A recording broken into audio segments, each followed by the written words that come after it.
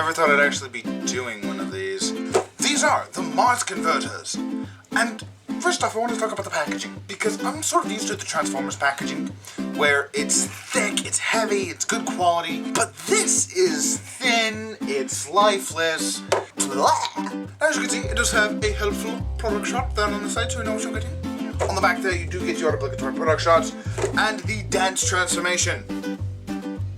It doesn't transform that easily. To start off, we're going to take a look at this guy, Accelerator. Now, I found out about Accelerator the same way a lot of us did through Thu's knockoff beatdown. Link here. Go check him out. He's an awesome guy. And he is a very nice looking robo. Very G1, but huge. These guys are huge. And they're like 10 bucks. So you can't really beat it. Coming in closer so you can see some of the detail on this guy. It is really phenomenal for how chintzy these guys are, for how cheap. I'm not a big fan of the feet. He has your standard robot min articulation. The head doesn't move except for it can viciously bobble down. These shoulders, though, they do rotate very nicely and do things the shoulders should, but when you start getting them up around here, they are very fond of just coming off. Because like the ball joint doesn't really have a whole lot of clearance, and the wheel bumps up against the torso, and it's just it's a mess. It has a elbow swivel, has a single joint at the elbow, and that is it. Waist articulation, there is none. The legs go forward that far, and they go back that far, really far. Knees, he does have a knee joint. This one is really, really loose. He does have a double knee joint, and this shin guard is on a hinge. You can do with that what you like. And he also does rotate, and his feetums move. I do have a few flaws with my copy of Accelerator. Like for one, his chest won't stay in, it just comes off with no resistance, and the aforementioned shoulders that would just, they prefer to come off as soon as you look at them. And the one leg is really loose, so it's hard to get him to hold a pose. What else are you gonna get for 10 bucks? For some size comparisons, here he is. And here he is with Bumblebee. Here he is with Trax, with Prowl. So while he is a big boy, he certainly doesn't really do anything spectacular. The paint's alright, what there is of it. Mostly he's just this swirly gray plastic. It's okay. It's okay. I'll give it a pass. I'll give it a pass.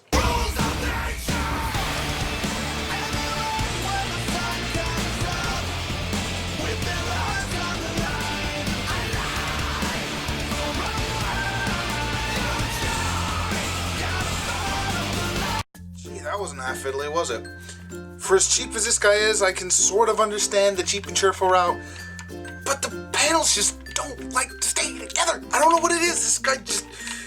I have the same thing with his pack-mate, and I'll get to him in a minute. But the panels just don't like to line up together, and if you don't get the robot arms correctly, these wheels will not spin.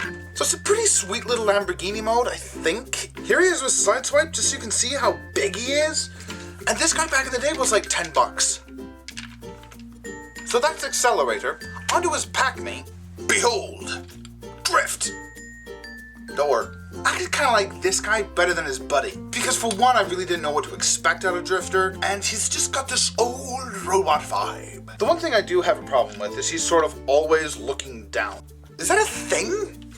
And he's the only morph bot I could find that had guns. They do have holes in their hands so they could hold a gun. Accelerator and Drifter are sort of companion pieces in the fact that they both suck for exactly the same reasons. Like the shoulders are wibbly, the knees bend without any resistance, and this guy has no feet. They're just flat, flabby. There's not really much more I can say about this guy. I mean, articulation's basically the same. You do get ball jointed shoulders on this guy, and you do get to display options. You can have it like this, or you can rotate it up like that. Personally, I prefer them down like this. It just gives him sort of that old robot vibe I was talking about earlier. More of a Generation 1. He does have a swivel here, and an elbow joint, and another swivel. And this guy actually has a waist. For shame, Doc. Leg articulation's about the same. Shame it doesn't go really forward all that much. But the knee bend's cool. So, half a point. Again, the knee guard is on its own thing, so you can do whatever you want with that. And the feet, being these giant flaps, they can do whatever. I mean, I understand why they have to be giant flaps, but it still kind of sucks. Paintwork on this guy is a little bit better than Accelerator. He's got black and gray and black and yellow. And the insides of his forearms are picked out in silver detail. There's black detail here. The silver's really nice. It's like a gun metallic.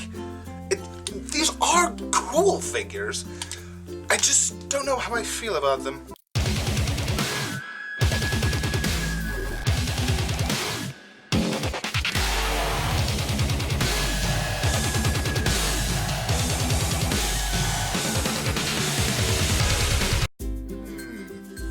Yeah, he transforms into this sleek and sexy little sports car. This is a very vintage vibe, and I think I like this one a little bit more than Accelerator. Again, it's really fiddly to get them all squished together, and the plastic just doesn't seem to want to work together, and it's not like this is even an add-on kit. This is the same toy! You shouldn't have to worry about if the arms are going to play nice with the legs, if the legs are going to play nice with the arms. You shouldn't have to worry about these things, guys. I do like these pipes along the side. I think that's pretty cool. Exhaust pipes. Although I do hope these people don't have to bring anything with them because there's nothing in the trunk. Hello! Aside from that, I really can't discriminate against Drift. Or he's just a chunky little car, just a chunky little chunk. It's just cheap. I've already got some stress marks on the joints from these guys, just from trying to get them to bloody fit together. And overall, the robot kibble is pretty visible. Kibble? Has he done that one? The tires are nice and chunky on this. And I do find myself liking this guy a bit more than his mate. M.A.R.S converters then. I do have to say, for all their faults, it is kind of nice to just transform a bot in 30 seconds. For 20 bucks, to say they're worth a buy. Deluxes right now are $15. For $5 more, you could get 2 robots.